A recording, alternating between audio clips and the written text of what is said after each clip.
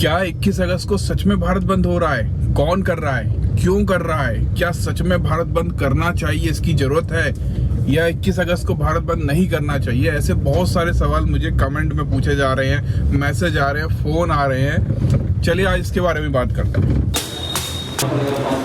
Password क्या था? क्या चाहिए? क्या चाहिए? क्या चाहिए? पासवर्ड चाहिए।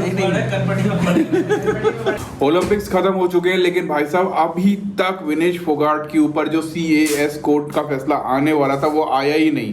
पता नहीं कब तक आएगा। मैं तो इतनी ज्यादा वेट कर रहा हूँ कि उस चीज के पता चले, और हम चाहते हैं कि एक सिल्वर मेडल और बढ़ जाए। ये देखो, ये क्या है मेरे हाथ में, इसके लिए जो है इतने सारे कॉल आ रहे हैं। फाइनली हमारे पास 1-2 पीस आ गए हैं। अगर आपको चाहिए बाबा साहब के वॉल्यूम्स तो आप ले सकते हो हमारी वेबसाइट से। लेकिन सबसे पहले जो है ना, 1 अगस्त को सुप्रीम कोर्ट का फैसला आता है, जहां पर 7 जजों की जो बेंच थी वो ये फैसला लेते हैं कि शेड्यूल कास्ट, शेड्यूल ट्राइब्स के जो रिजर्वेशन है इनमें वर्गीकरण होना चाहिए। मतलब ऐसे कास्टों को पहचानना चाहिए जो क्रीमी लेयर में आ गई हैं, जिनका पैसा आ गया है, और ऐसी कास्टों को पहचानना चाहिए जो अभी भी गरीब हैं, और रिजर्वेशन उसके हिसाब से बांटना चाहिए। इन 7 जजों की जो बेंच थी उसमें एक सिर्फ जस्टिस बेला त्रिवेदी थी जिन्होंने इसके लिए मना किया। उन्होंने बोला कि आर्टिकल 341 के हिसाब से ये काम सिर्फ राष्ट्रपति का है या फिर संसद का है, जो इसके ऊपर कानून लेकर आएंगे तभी ऐसा हो सकता है। उसमें एक जज भी थे जो शेड्यूल कास्ट से आते हैं, जस्टिस गवाई। उन्होंने तो बाबा साहब के भाषण को कोट भी किया कि सबसे पहले जो है वो सामाजिक लोकतंत्र होना चाहिए, पॉलिटिक लोकतंत्र तो बाद की बात है। आप समझ रहे हो, इशारा रिजर्वेशन के ऊपर था। उसके बाद जो बवाल हुआ है वो आपको पता चल गया हो, क्योंकि फैसला कुछ ऐसा होता है। देखिए, जब भी सुप्रीम कोर्ट में फैसला लिया जाता है उसमें अंग्रेजियों में पूरी प्रोसीडिंग होती है, उसको समझना इतना आसान नहीं होता। लोगों को समझने कब आने लग गया, जब रवीश कुमार जैसे जो लोग हैं, पत्रकार हैं, और ऐसे बहुत सारे लोग हैं, उन्होंने इसके ऊपर पूरी की पूरी खबर बनाई, सरल भाषा में समझाने की कोशिश की। बहुत सारे जो नेता हैं उनके बयान आना शुरू हो गए उसके बाद, क्योंकि लोगों ने, जनता ने सवाल पूछना स्टार्ट कर दिए कि भाई कौन हमारे साथ है, कौन नहीं है। जिसमें प्रकाश अम्बेडकर हो गए, चिराग पासवान, चंद्रशेखर आजाद, बहन जी का तो आपको पता है ना, जबरदस्त बयान था उनका तो, और बवाल मच गया था। बहुत बुरा हुआ है ये। उसके बाद जो है मोदी जी ने एक फोटो जारी किया जिसमें ऐसा दिखाया गया कि ST-SC के जो नेता हैं वो सारे के सारे मोदी जी से मिले हुए हैं, लेकिन किस मुद्दे पर मिले इस बारे में कोई भी चीज़ क्लैरिटी नहीं है। प्रकाश अम्बेडकर जी ने भी इस बारे में बोला कि आपने फोटो तो जारी कर दिया, लेकिन क्या कारण है मिलने का वो नहीं बताया। लेकिन जितने भी नेताओं के बयान आ रहे थे उनमें से एक भी नेता ने ऐसा नहीं बोला कि 21 अगस्त को भारत बंद करना है। फिर ये खबर आई कहाँ से? मैंने ट्विटर पे पूछा, भाई भारत बंद कर कौन रहा है? तो सबसे नीचे जो लोग बाग थे उन लोगों ने कमेंट स्टार्ट कर दिया कि भारत बंद कर रहे हैं सतपाल तंवर। मैंने अच्छा, संभाल के रख दो भैया। चलो भाई चलो, डिलीवरी भी करने जा रहे हैं। क्या बात कर रहे हैं? ये काम चालू कर दिया क्या? ये ग्वालियर के ऑर्डर है?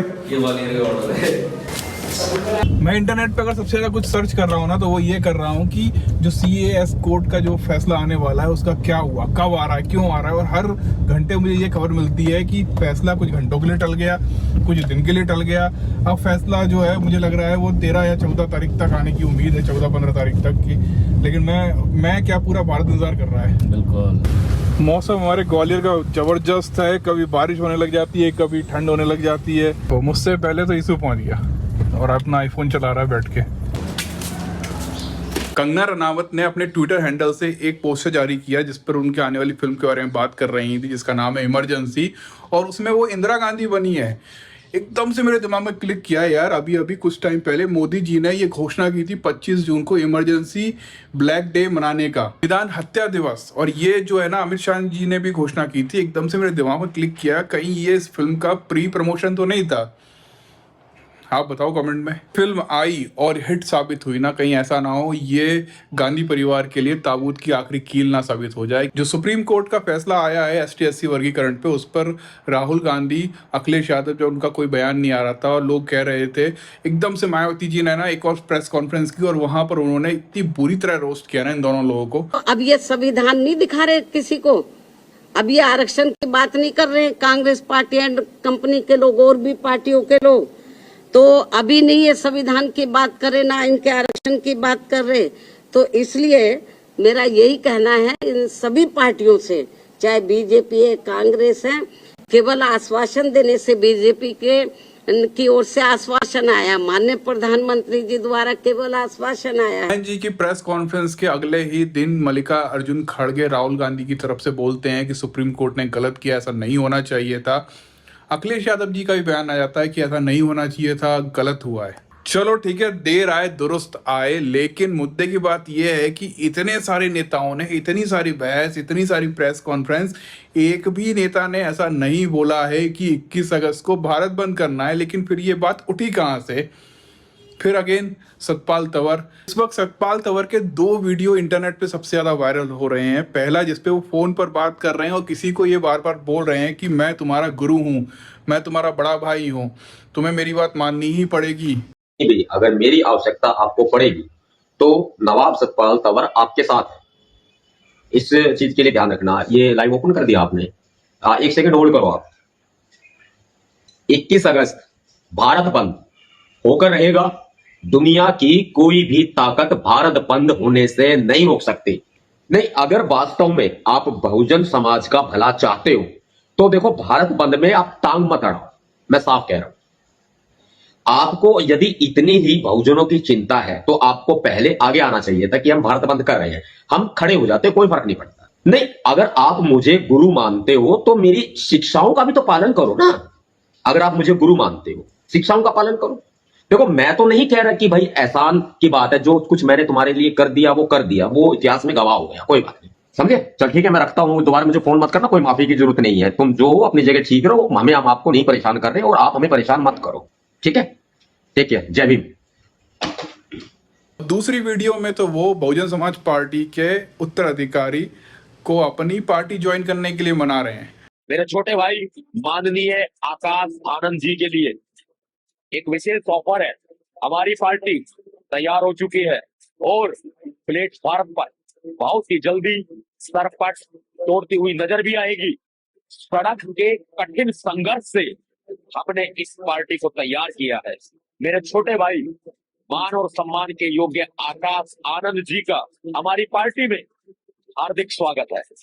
हम दोनों भाई मिलकर बहन कुमारी मायावती जी के सपनों को साकार जरूर करेंगे। जो काम पीएसपी में रहकर नहीं किया जा सकता, वो काम पीएसपी के बाहर रहकर भी तो किया जा सकता है। आपके लिए स्पेशल ऑफर है, आप हमारी पार्टी में आए। हम आपको राष्ट्रीय कोऑर्डिनेटर नहीं, राष्ट्रीय अध्यक्ष बनाएंगे। हमारी पार्टी का एक ही नारा है, मान, सम्मान और स्वाभिमान। माना कि मैंने कई बार बोला है कि इंस्टाग्राम आर्मी के पास बहुत पावर है, उस पर आप अपनी बात पहुंचा सकते हो, लेकिन आप जो बात पहुंचा रहे हो उसमें दम होना चाहिए, उसमें सीरियसनेस दिखना चाहिए, उसमें लोगों को यकीन होना चाहिए कि आप जो बोल रहे हो वो सच में करोगे। लेकिन इस वक्त सतपाल तंवर की सबसे ज़्यादा मजाक उड़ाया जा रहा है इंटरनेट पे। ऐसा मत करो, क्योंकि बहुत सारे लोग इस वीडियो को देखते हैं, वो भी सोचेंगे और आपको देखकर वो एग्जाम्पल सेट करेंगे कि ST SC के लोग इस तरह का मजाक करते हैं। तो इस चीज़ से बचना चाहिए सतपाल भाई को, और ध्यान रखना चाहिए कि अगर वो भारत बंद कर रहे हैं तो पूरी जिम्मेदारी से भारत बंद करें, और जो लोग भी उनके साथ जा रहे हैं उस चीज़ का ध्यान रखें कि सतपाल तंवर भी उनके साथ वहाँ उस समय ग्राउंड में हों।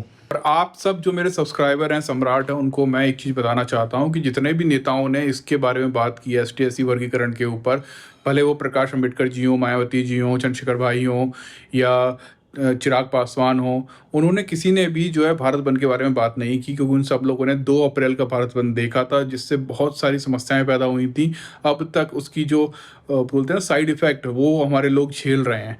तो वो सारी चीज़ें हमारे नेता सब जानते हैं और उनको पता है कि अगर भारत बंद होता है तो कुछ ना कुछ तो गड़बड़ होगा, ये तो पक्की बात है। तो इस चीज़ के ऊपर बचो, इसके ऊपर बातें ना करो। और अगर आप भारत बंद करना चाहते हो तो पहले ये देख लो कि वो जो नेता बात कर रहा है भारत बंद करने की, वो भी आपके साथ जो है फील्ड में आ रहा है कि नहीं आ रहा है। अगर आ रहा है तो आपकी मर्जी है उसके बाद।